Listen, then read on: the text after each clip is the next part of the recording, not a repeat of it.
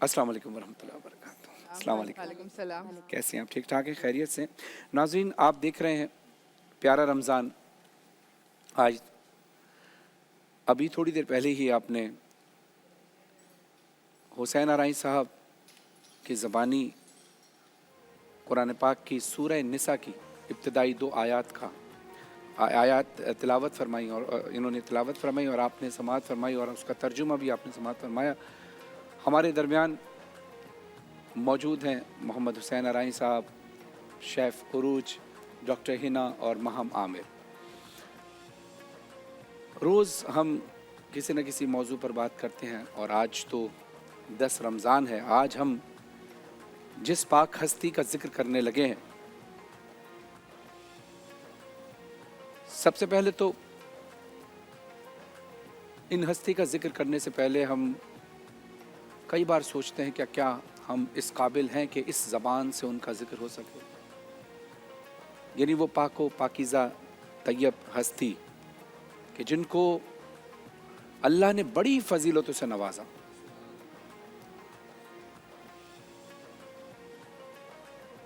ام المومنین، زوجہ رسول صلی اللہ علیہ وسلم، حضرت سیدہ بی بی خدیجۃ الکبریٰ سلام اللہ علیہا، اللہ نے ان کو بہت ساری فضیلتوں سے نوازا، جس میں سب سے بڑی فضیلت ہے کہ یہ رسول اللہ صلی اللہ علیہ وآلہ وسلم کی زوجہ ہیں، اور زوجہ میں بھی سب سے پہلی زوجہ بی بی خدیجۃ الکبریٰ سلام اللہ علیہا ہے۔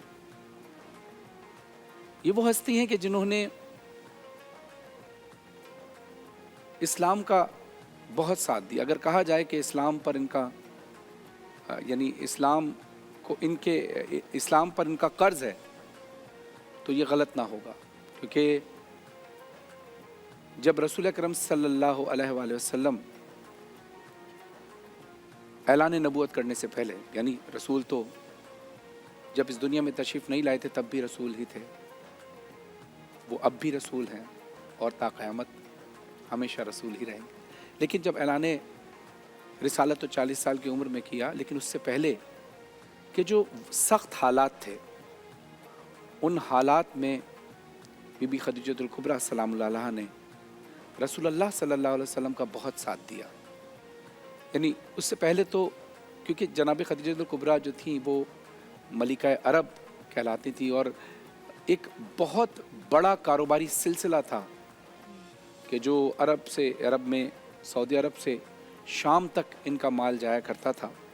اور جب میرے پیارے آقا حضرت محمد مصطفیٰ صلی اللہ علیہ وآلہ وسلم کی صداقت، امانت داری اور اخلاقیات دیکھی، تو پھر بی بی خدیجۃ الکبریٰ سلام اللہ علیہا نے رسول خدا صلی اللہ علیہ وسلم کے ذریعے اپنا مال تجارت کے لیے بھیجنا شروع کیا۔ اور پھر انہوں نے یہ محسوس کیا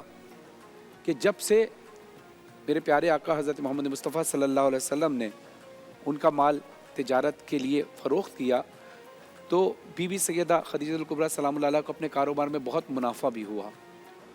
اور انہوں نے دیکھا کہ کس لائلٹی کے ساتھ، کس ایمانداری کے ساتھ رسول خدا صلی اللہ علیہ وسلم ان کا مال لے جایا کرتے تھے اور تجارت کرتے تھے، اور بہترین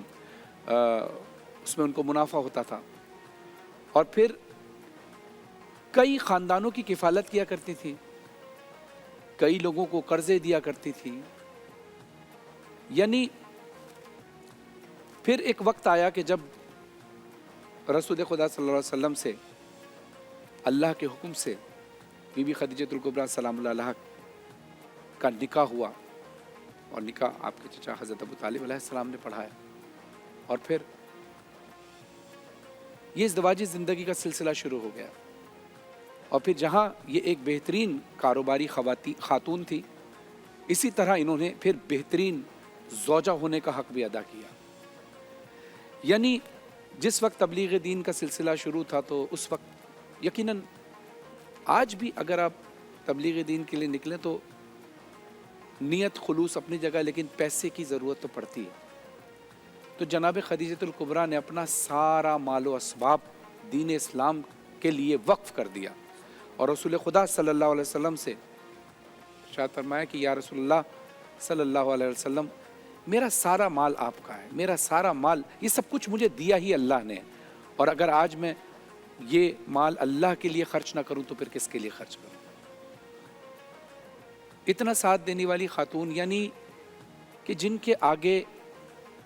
کنیزیں رہا کرتی تھیں، جن کے آگے پیچھے کنیزیں ہوا کرتی تھیں، اور جب رسول خدا صلی اللہ علیہ وسلم غار میں عبادت کیا کرتے تھے تو اس پہاڑ پہ چڑھ کر عمر کے اس حصے میں کہ جہاں انسان کو آرام کی ضرورت ہوتی ہے، خود اپنے ہاتھ سے کھانا بنا کر، خود، یہ بھی ہو سکتا تھا کہ اپنے کسی غلام کو یا اپنی کسی کنیز کو بھیج دیتی کہ جاؤ رسول اللہ صلی اللہ علیہ وسلم کو کھانا دے کر، نہیں، انہوں نے خود کھانا بنایا بی بی خدیجہ کبریٰ سلام اللہ علیہ نے، اور خود ہی چل کر گئیں اس پہاڑ پر اور رسول خدا صلی اللہ علیہ وسلم کو کھانا بھی دیا، اور اس کے بعد ان کی بڑی خدمات کی۔ ایک مختصر سے وقفے کے بعد آتے ہیں، اس موضوع کو یہیں جاری رکھیں گے، دیکھتے رہیے پیارا رمضان۔